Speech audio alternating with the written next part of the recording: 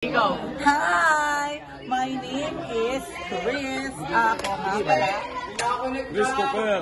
Sino daw po nakakulit? Nakakonect daw pala. Wrong send. For today's, ako ang makakasama nyo. Ako, si Ate T. In short, ano? Wala yung salamin. Asan yung salamin pera mo? Mamaya. So, ngayon, kikilalanin natin ang Your battery level is at 20%. Unahin mo na sila ng katawan. kayo ngayon. Maginaw. Maginaw. Actually, nag-enjoy ako kasi mga bata. Mga bata. Mari! Okay.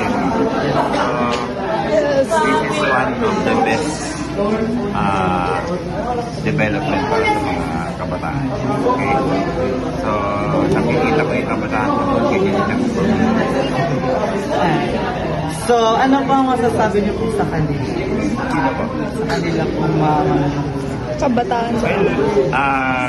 Una sa lahat, I'm inviting everyone to watch and participate in the Panunuluyan that will be on December 24.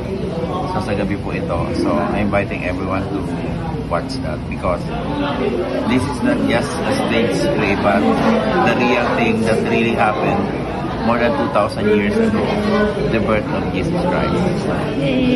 Thank you po. Maraming salamat. Thank you po. Sa tao tayo naman tayo kay Kuya So, ayun po. Si kay Derek. Hintay nyo. Watch Panunuluyan 2024. Ako muli, si Ate Tado. Magandang gabi sa inyong lahat.